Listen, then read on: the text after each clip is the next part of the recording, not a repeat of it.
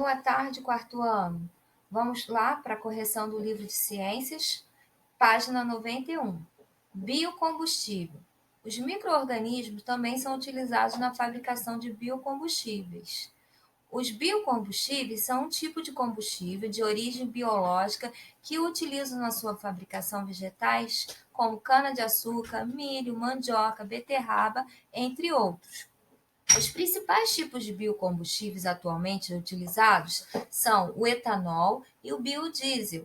O etanol usado como combustível para carros depende dos micro-organismos para se produzir. Ele também é um produto dos fungos. Sua produção envolve várias etapas. Veja no esquema a seguir como o etanol é produzido. Então, olha só. Primeiro, a gente vai colher a cana-de-açúcar. Colheita, lavagem e corte. A cana-de-açúcar é colhida na lavoura e enviada para a usina produtora. Chegando à usina, ela é lavada para que sejam retiradas impurezas e logo em seguida é cortada em pedaços menores. Depois, em segundo, vai para a moagem. Os pedaços de cana passam por rolos compressores que os amassam para a retirada do seu caldo. Esse caldo é chamado de melado.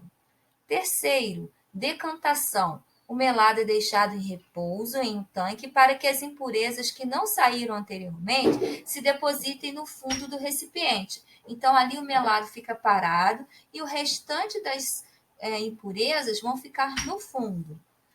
Quarto momento, aquecimento. O melado é aquecido para matar todos os micro-organismos, bactérias e fungos. Fermentação. O melado é colocado em um tanque e recebe uma quantidade de fermento biológico, fungos.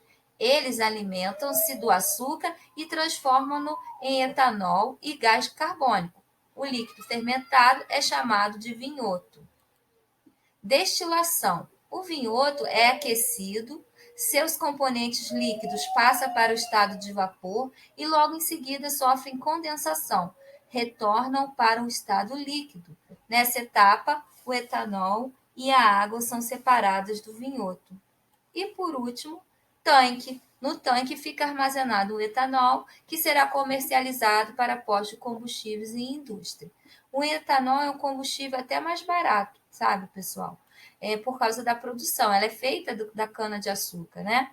Número 5. Explique em que momento do esquema os micro-organismos contribuem com a produção do etanol. Em qual parte, né, aqui do processo da produção do biodiesel, do etanol, os fungos entraram em ação? Na etapa 5, né? Quando é adicionado fermento para que ele se alimente do açúcar.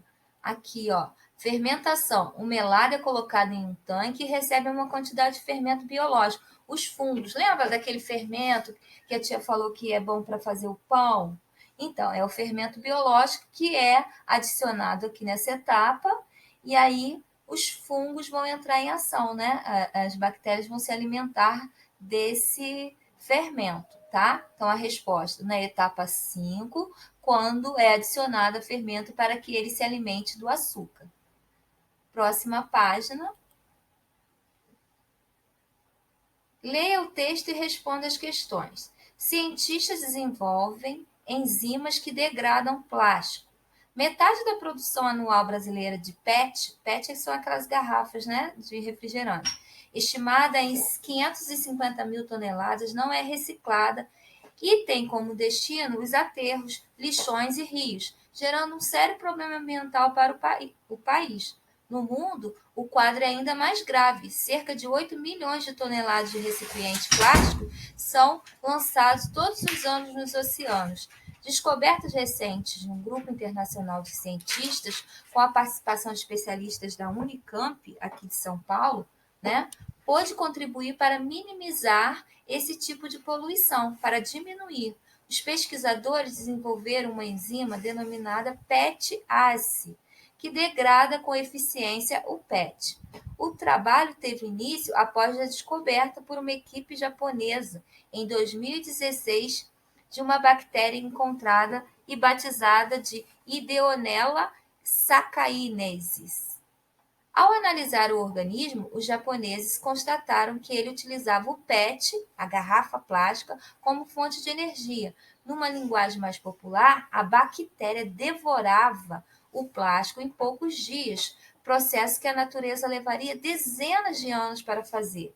Os cientistas verificaram também que a responsável pelo processo de degradação do polímero era a enzima, a PETase, tá?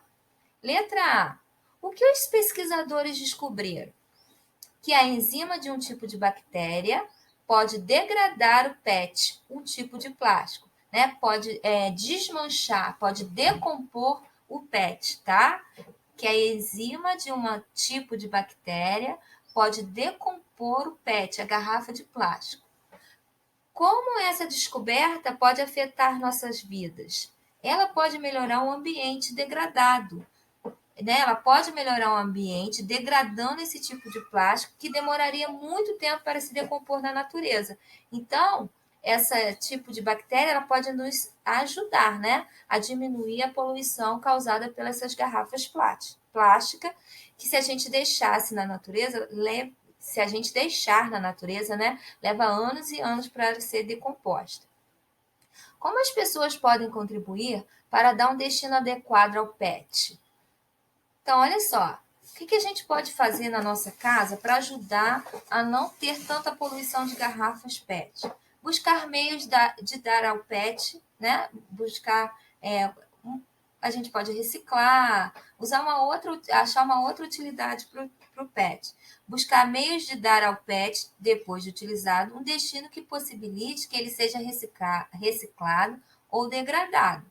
Além disso, podemos reduzir o consumo e dar preferência às embalagens retornáveis, né? A gente pode reduzir o consumo na nossa casa ou ficar atento, buscar aquelas garrafas que são retornáveis, né? Que elas podem ser usadas novamente, ou então separar para reciclagem, ou até mesmo a gente aproveitar em alguma situação do nosso dia a dia. D. Em relação às doenças, qual é o risco do acúmulo de materiais como o PET no ambiente? O que acumular essas garrafas podem trazer de prejuízo à nossa saúde? Os materiais podem servir de reservatório de água parada para o desenvolvimento de mosquitos que são transmissores de doenças como a dengue, a zika, a febre amarela. Então, deixar essas garrafas jogadas, acumuladas, elas podem, né, armazenar essa água e virar um criadouro desses mosquitos. Número 2. Observem as imagens, né? Nós estamos vendo aqui algumas frutas em processo de decomposição, tá? E aqui a gente está vendo um pão mofado, né? A coloração dele até já mudou. Ele também está sofrendo a ação da decomposição. Por que esses alimentos não devem ser ingeridos? Porque já estão todos tomados por micro-organismos, né? Fungos e bactérias. Né? As frutinhas estão sendo decompostas e os seres decompositores são os fungos e as bactérias. E o pão aqui, ó, nessa imagem, a gente também percebe pela coloração que ele já está sendo tomado por fungos. Ele está sendo decomposto. Então, não podemos ingerir esse tipo de alimento, né? Por isso, devemos prestar bastante atenção em data de validade, na aparência dos produtos. B. Qual tipo de micro-organismo está visível? Né? O que a gente consegue ver aqui, ó, no pão? Essa coloração diferente são, na verdade, fungos, tá, pessoal? Uma colônia de fungos entrando em ação. Então, a gente consegue ver, provavelmente, fungos, tá? Coloquem aí na resposta de vocês. E no número 3, mais uma vez aparece mais uma tirinha engraçadinha. A imagem mostra de uma forma de as bactérias se multiplicarem. O mundo das bactérias. Estou tão sozinha, vou me duplicar. Uma só vai virar duas, olha. Que cara chato, ó. O primeiro virou duas bactérias. Na terceira tirinha, oi, você vem sempre aqui? Vamos embora. Então, ó, cada uma delas, observe, na primeira tirinha nós tínhamos uma bactéria. Na segunda já viraram duas. Lá na última já são 4 bactérias. Cada uma delas está se reproduzindo, né? Está se aumentando. E é assim que as bactérias se reproduzem. De acordo com o que foi estudado, Os micro-organismos, como as bactérias, são benéficos ou trazem danos aos seres humanos? Há micro-organismos benéficos, né? Como aqueles que ajudam na produção de iogurte, de queijo, e há alguns micro-organismos que causam doenças, tá? Então a gente vai escrever: há micro-organismos benéficos, como também a gente vai escrever aqui, ó, daqui até o final, ó. A gente vai marcar essa resposta, ó.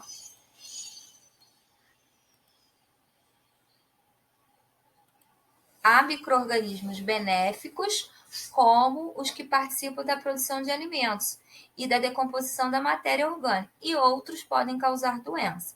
Então, pessoal, essa foi a nossa correção das tarefas de ciências. Espero que vocês tenham conseguido acompanhar. Caso você tenha ficado com dúvida em alguma questão, não tenha conseguido responder, pause o vídeo, veja com calma, retorne ao início, que você vai conseguir dar as suas respostas, tá bom? Então, fiquem com Deus, se cuidem e até a nossa próxima videoaula, tá? Um beijo!